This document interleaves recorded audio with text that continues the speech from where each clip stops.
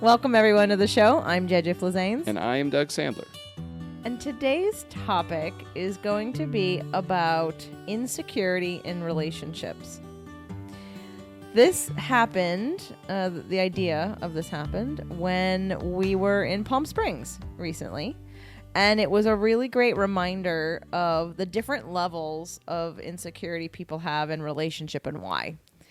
Doug had mentioned something in one of the outtakes that didn't make it into today's show that had to do with those of you that listen to the show, to one of these shows, and giving some positive feedback for Doug and I in terms of what you get out of our episodes together and what he brings, which of course is the fun and the levity and the joking and the remarks and the quick wit that he has that I don't always have. And I do appreciate anyone that's reached out already, but would love to hear any more that you have, because the show has definitely changed when he's on it. And, you know, he's here to stay, guys. As long as we are together, he will make appearances on the show, because what I do appreciate about him is that he's a podcaster and he's not shy behind the mic. And when I get a good idea, he's extremely supportive of us having an episode about it. You have some great ideas. I have some great ideas, too.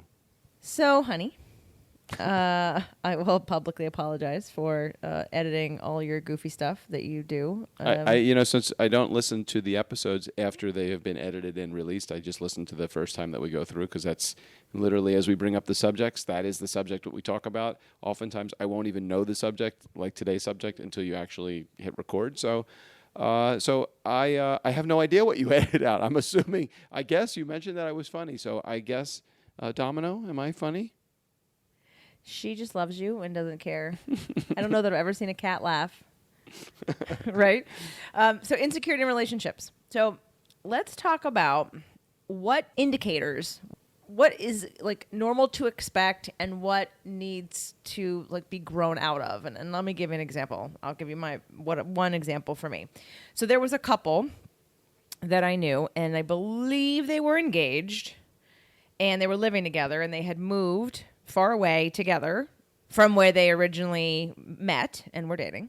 And I was visiting them, and I overheard that there was a little insecurity around, let's say, the boyfriend having any relationship with any of his ex-girlfriends. And I was actually shocked by that, because literally, with the exception of maybe one person, like literally one person who had such anger issues, he refused to have anything to do with me, which is hilarious, because we didn't date that long. It wasn't that big of a deal, but because I called him on his shit, he I guess he felt threatened. So besides him, I am friendly with every single person I ever dated. I am friendly with almost everybody that I was ever married to. A 50-50, so I go halfway. Well, what about before your marriages? What about girlfriends, people that you dated?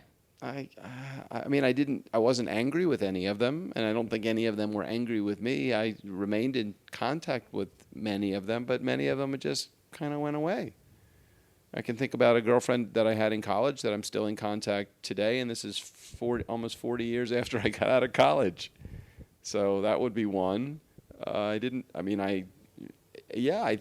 can't recall anybody being, except for one exception, somebody being angry with me, and it was over a complete misunderstanding. Even to this day, if I run into her anywhere, there is a lot of ill feelings, and I'm like, holy shit, it's been 40 plus years. Could you get over it already? But some people don't get over shit. So I remember that story. I don't remember her name, but I remember the story. Beth. But thank you. I also know that someone that you dated in between dating me, I guess. She's not too happy with you, but didn't you say you saw her? Talking about Donna or somebody? Yeah, Donna? Because you saw her recently. I did. She's not unhappy with me. She just didn't understand why I wouldn't want to, I guess, why I didn't call her again, or we had a good time, but I didn't have as good a time as maybe she did, and I don't even know. She wasn't angry with me. She didn't avoid me, but I think it was like that little bit of an awkward feeling of, imagine somebody that you dated and that for some reason, I did not ghost her, I didn't stand her up on a date.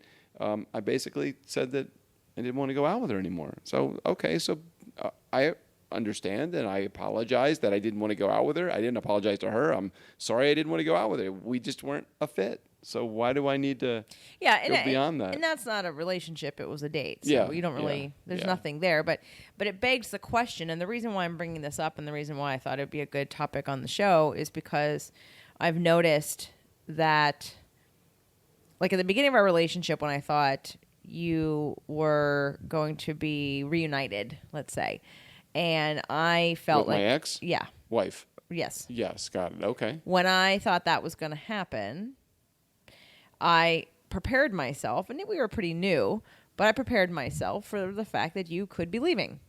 And I also knew in my mind, well, I knew in my heart that I was a better fit for you. So I trusted that and I told you to go back if that should happen, with the faith that you'd come to it on your own. Or if you didn't, I'd be fine and I'd be okay. And I had some kind of strange strength in that moment. I really did feel very secure in that moment, more so than ever. I was very super clear. But as time goes on, I'm noticing that there are little things that come up that I get sad at the idea that someone's been here before. Someone's been in this relationship with you before, more than once, and I'm not the first person. And I remember in my past relationship that was a big deal, like being the first, being the only. And I would say if someone is feeling that way, and I would say this to you also. I know you didn't finish where you're heading with that. And when I would say, as you are explaining that feeling, I would say at the stage of the game, at this stage of the game, there has been, it's like everything that's going to be invented probably has been words, not like things, but like, okay, so people call people things, people feel certain ways, people go visit. It's like everywhere we want to go, one would want to be, this is the first time you've ever been to Hawaii. This is the first time you've ever been to Arizona. It's like, that's going to be really challenging to run into those things, have those things, those new experiences. And I feel like it's an experience. You have a different experience. Even if it's the same exact experience, you have a different experience when you have a new partner. Right. And I was never the person, who focused on that, but now I am. It's really an interesting role reversal, because now all of a sudden I don't want you to repeat some of those same things with me because I want to be special. Now, I say that completely acknowledging that that's a bit of insecurity on my part, but also acknowledging and wanting to dive a little deeper into what is the expectation when someone's been married more than once or more than twice, or in this. I think you're using the term marriage, but it doesn't have to be marriage. It could be anybody that's had a.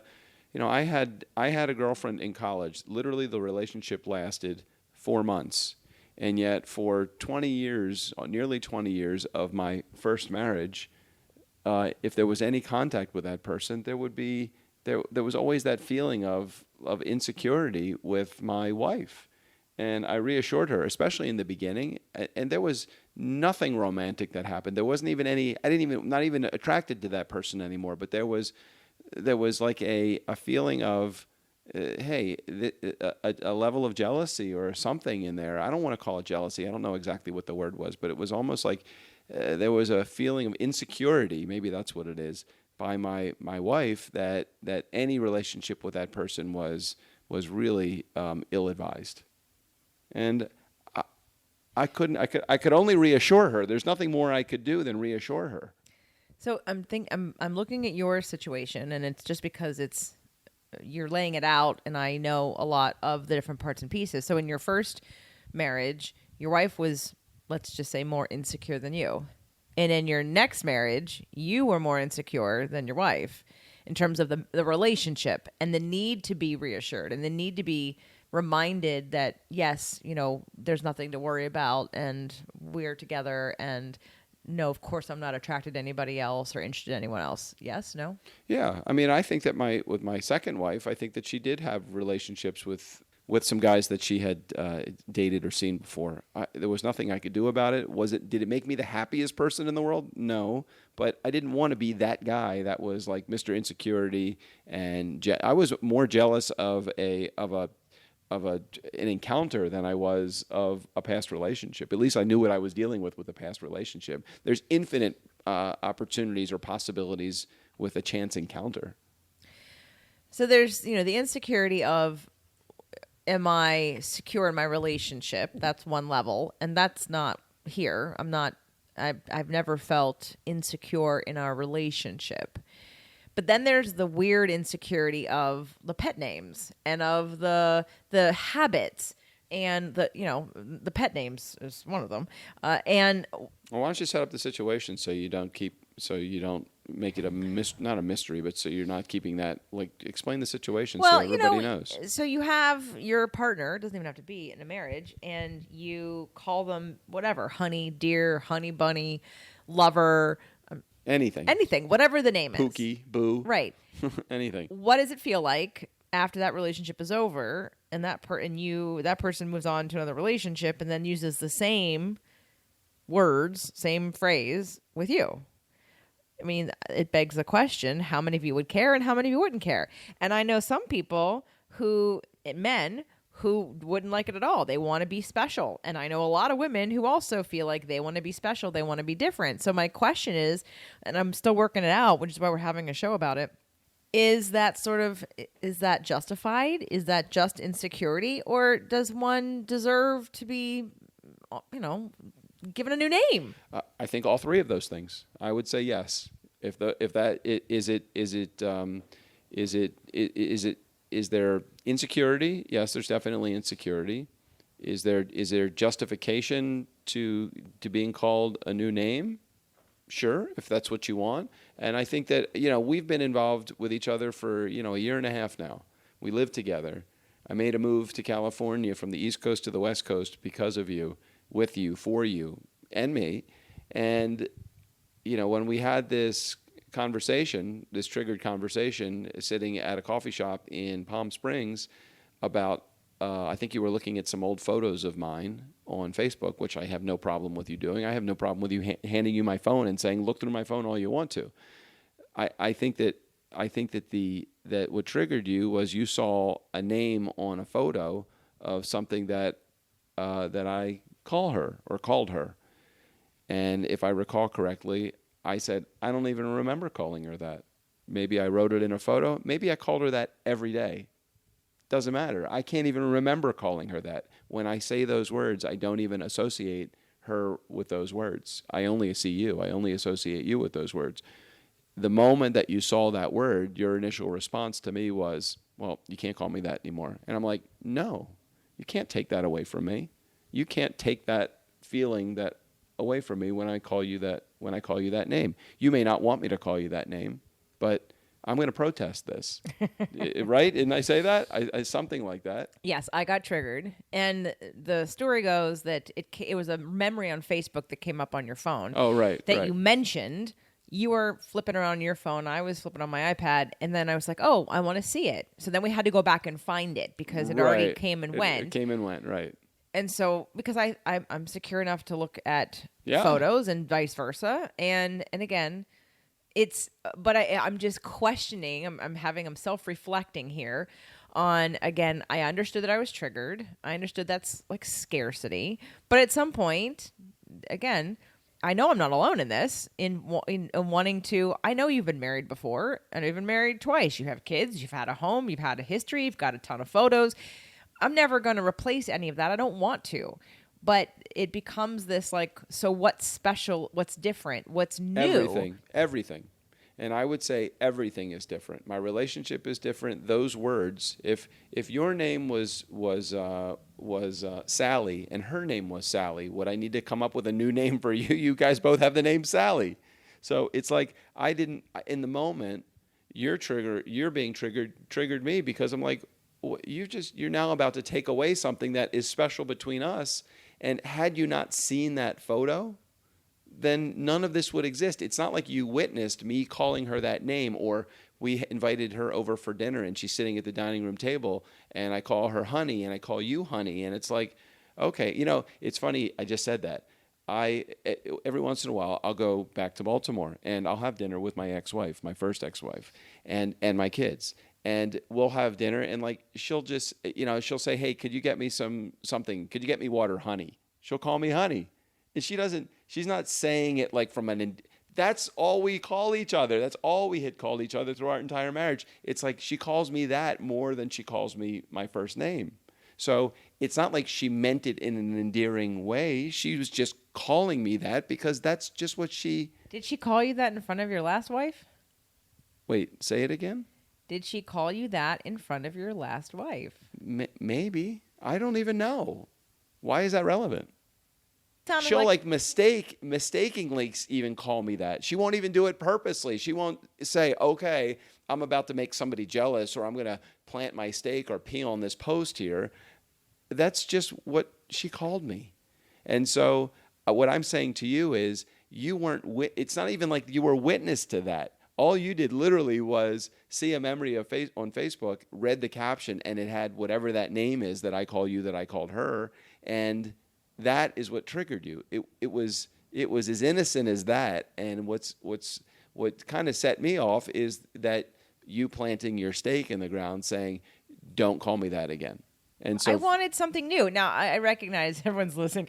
I was triggered, but I really, like, as fast as I was triggered, and I didn't blow up or cry.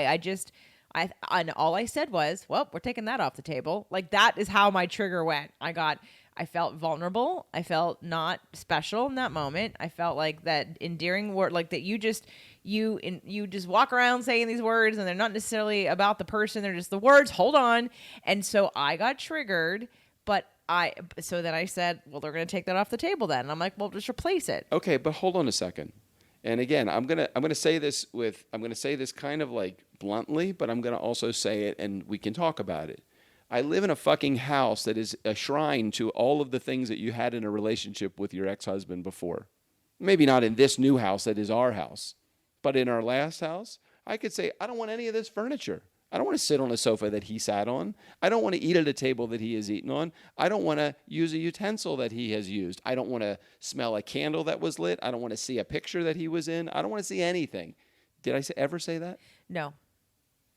No, and I appreciated that because actually that has happened before to me multiple times with relationships where it's the guy who wants me to clear out all the stuff from the previous guy because they want to own the land. Okay, and I'm going to say, as impractical as that is, it's impractical to ask someone to change the way that they verbalize things. Now, I wouldn't, if I called you her first name, that would be a whole different story.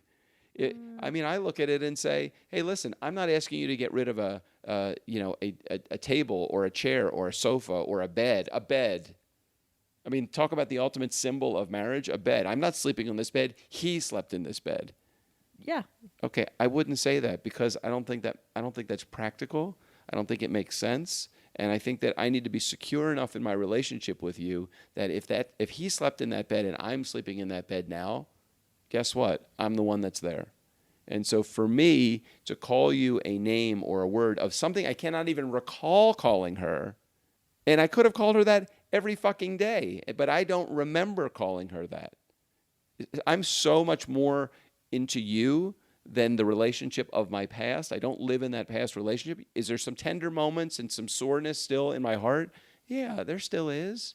Does it mean that am I ever going to get over it? Yes. Is it better than it was 6 months or a year ago? Fuck yeah, absolutely.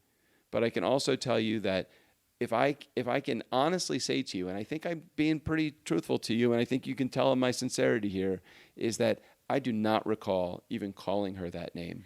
I believe you. And I apologize, and I took it back pretty quickly. It took you a little bit longer to get over it after you were triggered. But I saw and I let it go.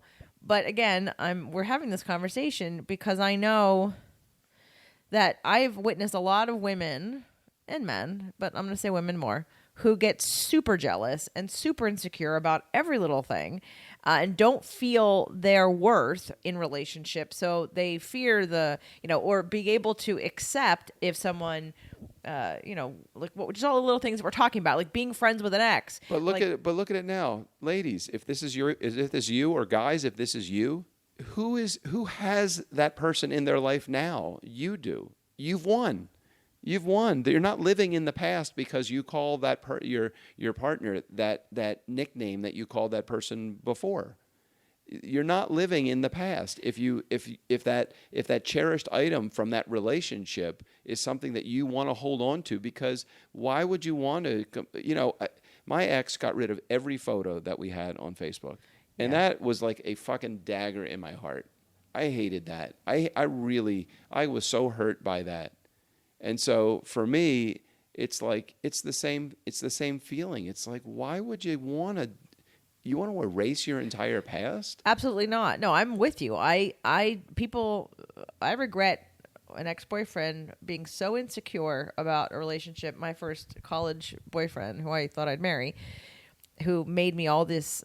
I had this really large card, and inside he had a picture of us kissing on the inside, and then there were like bubbles of words, "I love you" and things like that, and stickers and stuff. And I did the dumbest thing ever. I cut it all up and I showed the new boyfriend, that I got rid of it as a symbol. Now, I'm not saying that I would want that like displayed in our house proudly. I mean, that would be one of those things where like, that's kind of going, but like with my first ex, my first wife, who I was with for nearly 20 years, I think I still have the wedding album.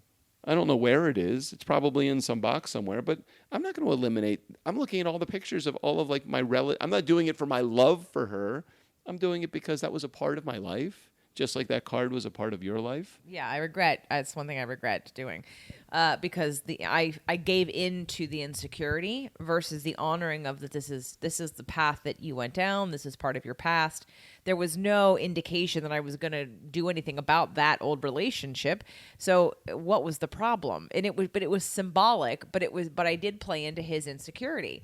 And I can understand, and I would never ask you to get rid of pictures. You've seen my photo albums.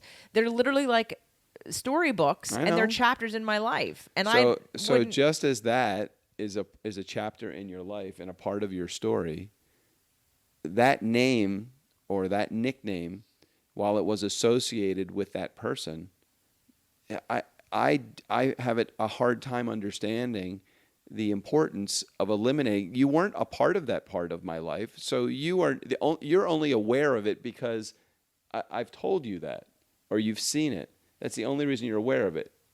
Actually, I'm having a thought, and the thought is, this is a new thought, that back when I thought she might come back and I was ready for you to go, I was up for the battle. I was up for the challenge because I knew I would win.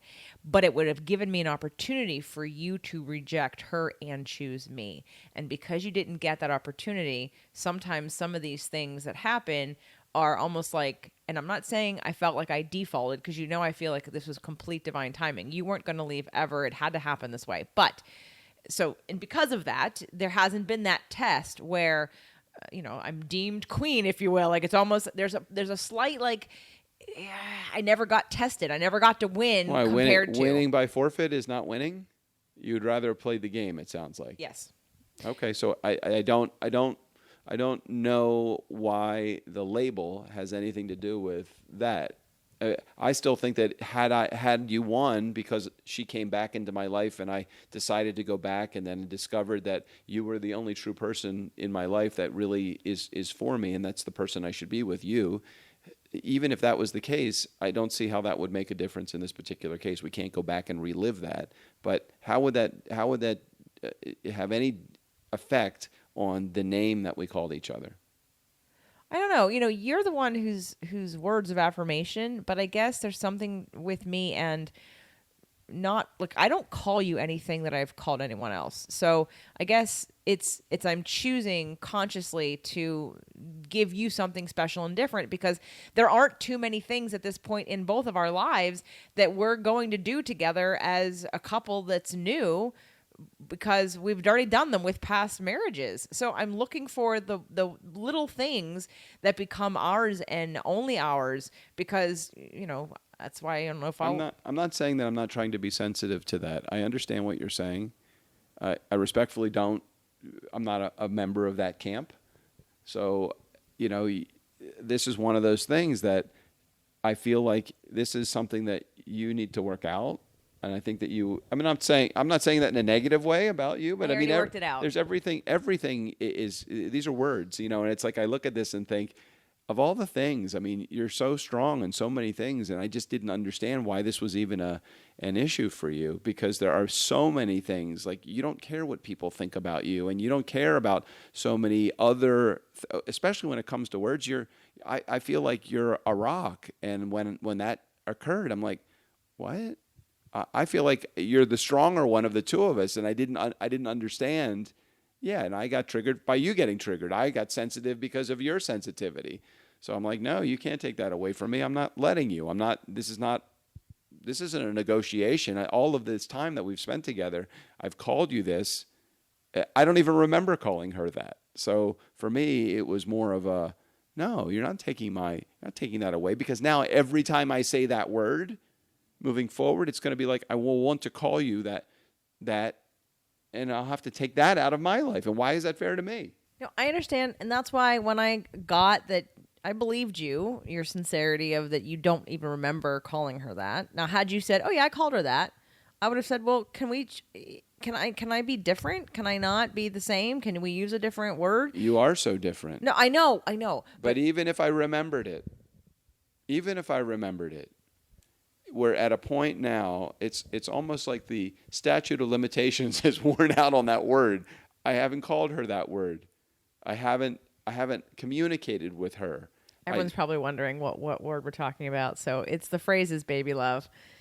And I've never, like, all the things we call each other, I've never called anybody else. And I made a point to not want to repeat any of those words, because I personally wanted to respect you, a new person in my life, to have a new word, a new title, a new pet name. And what I would say to you is that how would I know if the word that you were calling me was the same word that you used, that you called your ex-husband? Only you would know that, and only you would have the insecurity or the whatever you need, the emotion behind that word. And you call me that word long enough, it's going to be my word.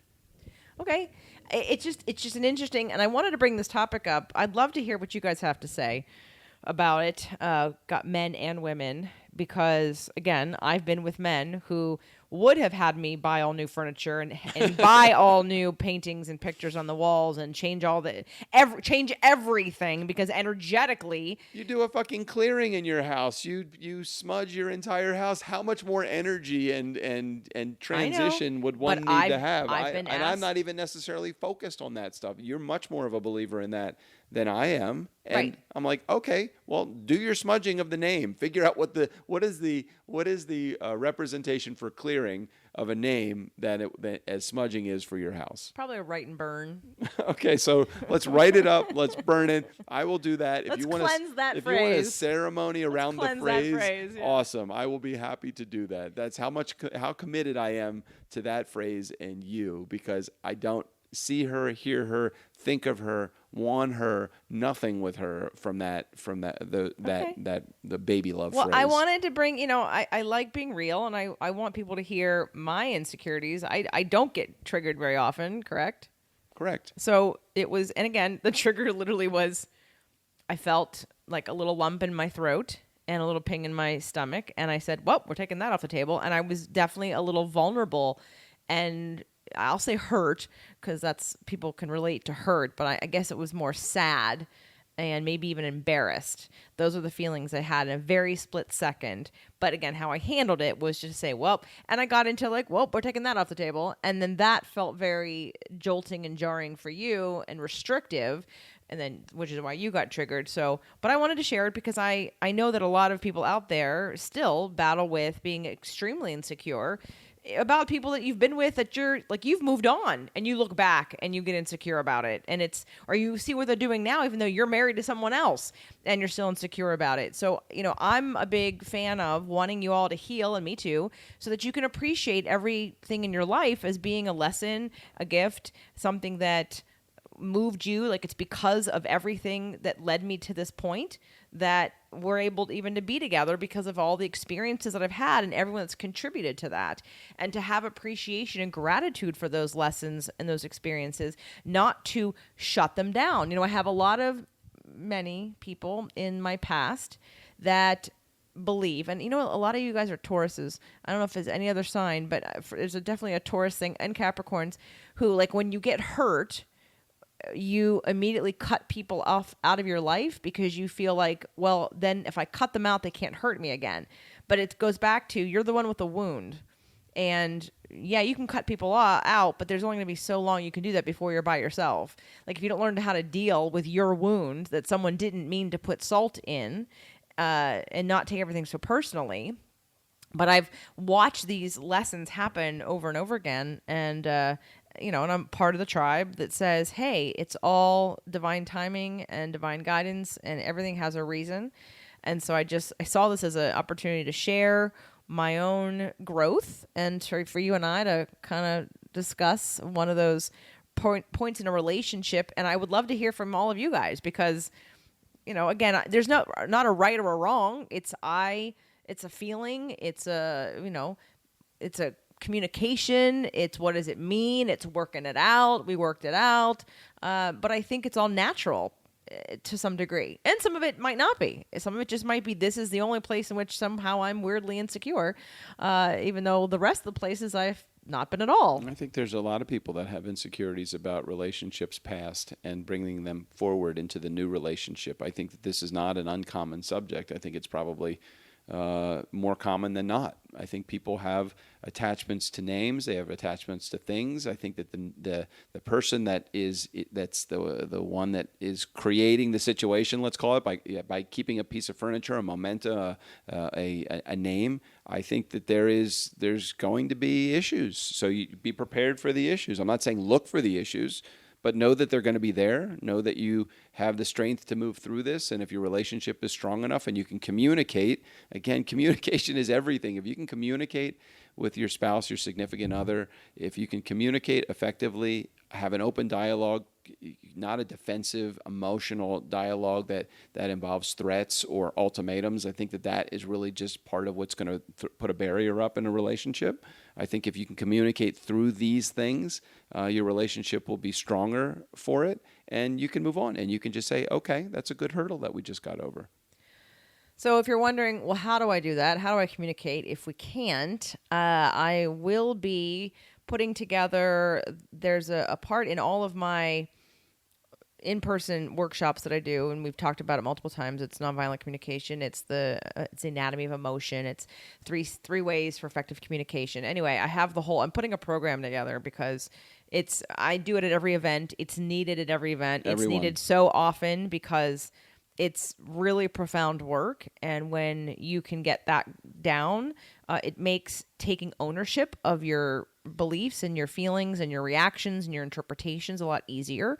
And also to get your perceived need met, so that you're not putting all this pressure on a significant other or family members to get your needs met. And so it really alleviates lots of pressure all around. So stay tuned. That will be coming in the near future. And because I want to be able to empower all of you. And of course, in the meantime, you can have a couple session.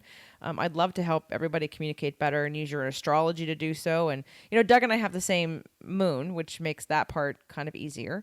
And our wounds are they're similar. We both have abandonment issues of some kind. And but again, all that work, the imago, the astrology, the nonviolent communication, all that stuff combined makes for a really strong... Oh, and Safe Conversations, which Harville Hendricks and Helen Hunt, Kelly Hunt, will be back to talk about Safe Conversations, because we've used that, and it really is really good. So we'll share that with you a little bit later on. So thanks, everybody, for staying tuned today, and hopefully you'll reach out to me and let me know your thoughts and feelings about where you either get triggered or still have things to work out, or if you agree or disagree with us, or places where that you're triggered and you want to work on. I'd love to continue this conversation with you as well, so let us know. Laugh more, love more, live more. Bye, guys. Bye, everybody.